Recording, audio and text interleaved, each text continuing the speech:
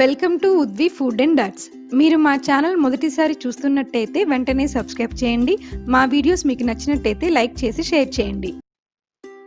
ఈరోజు దసరా స్పెషల్ అమ్మవారి నవరాత్రులలో 9వ రోజైన ఆశ్వయుజ శుద్ధ నవమిన అమ్మవారిని శ్రీ మహిషాసుర మర్దినీ దేవిగా అలంకరిస్తారు. అమ్మవారికి నివేదించవలసిన నైవేద్యం అల్లం గారెలు. మరి అల్లం గారెలని ఈజీగా మరియు టేస్టీగా ఎలా తయారు చేసుకోవాలో చూద్దాం. ముందుగా ఒక గ్లాస్ మినపప్పుని తీసుకోవాలి. మినపప్పుని 1కి 2 సార్లు తగిన నీళ్లు పోసుకుని చక్కగా కడిగి పెట్టుకోవాలి. సుమారు 7 నుండి 8 గంటల పాటు మినపప్పుని నానబెట్టుకోవాలి. నానబెట్టుకున్న తర్వాత అందులోని నీళ్ళని వంపేసుకుని మిక్సీ జార్ తీసుకుని అందులో మనం నానబెట్టుకున్న మినపప్పుని వేసుకోవాలి. 1 గ్లాస్ మినపప్పుకి 1/2 గ్లాస్ నీళ్ళని పోసుకొని మెత్తటి పేస్ట్ లాగా గ్రైండ్ చేసుకోవాలి. అందులో 1 టేబుల్ స్పూన్ నల్ల మిరియాలను వేసుకుని కచ్చా పచ్చాగా దంచుకోవాలి. ఇలా దంచుకున్న మిరియాలని మినపప్పులో వేసుకోవాలి. అలాగే చిన్న ముక్కలుగా కట్ చేసుకున్న అల్లం ముక్కలు 2 టేబుల్ స్పూన్లు వేసుకోవాలి. మీరు మిరియాల బదులు పచ్చిమిరపకాయలు కూడా వేసుకోవచ్చు. చిన్నగా కట్ చేసుకున్న కరివేపాకు, రుచికి సరిపడా ఉప్పుని వేసుకోవాలి. మొత్తం మిశ్రమం కలిసేలాగా కనీసం ఒక 5 నిమిషాల పాటు కలుపుతూ ఉండాలి.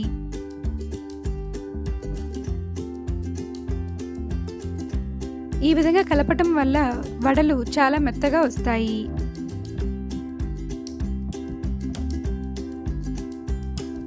తర్వాత ఒక బౌల్లో నీళ్ళని తీసుకుని టీ ఫిల్టర్ తీసుకుని టీ ఫిల్టర్ పై భాగాన్ని నీటితో తడుపుకుని చేతిని నీటితో తడుపుకుని చిన్న బాల్ సైజ్ అంత పిండి ముద్దని తీసుకుని టీ ఫిల్టర్ పైన పెట్టి చేతితో ఒత్తుకుని మధ్యలో హోల్ పెట్టుకుని చేతిలోకి తీసుకుని నూనెలో వేసుకోవచ్చు, లేకపోతే డైరెక్ట్గా నూనెలోకే వేసుకోవచ్చు. పాన్ పెట్టుకుని డీప్ ఫ్రైకి సరిపడా నూనెను పోసుకోవాలి.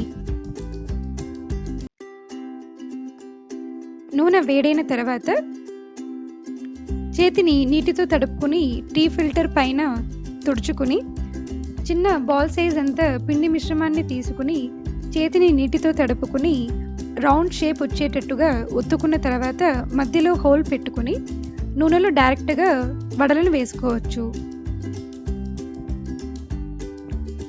మంటను మీడియం ఫ్లేమ్లో పెట్టుకుని వడలను తయారు చేసుకోవాలి. లో ఫ్లేమ్లో పెట్టుకున్నట్లయితే నూనెను ఎక్కువగా అబ్జర్వ్ చేసుకుంటుంది. హై ఫ్లేమ్లో పెట్టుకుని వడలు తయారు చేసుకున్నట్లయితే త్వరగా రంగు మారిపోతుంది. మంటను మీడియం ఫ్లేమ్లో పెట్టుకుని లైట్ బ్రౌన్ కలర్ వచ్చేంత వరకు ఫ్రై చేసుకోవాలి. మధ్య మధ్యలో కదుపుతూ ఫ్లిప్ చేసుకుని లైట్ బ్రౌన్ కలర్ వచ్చేంత వరకు ఫ్రై చేసుకోవాలి.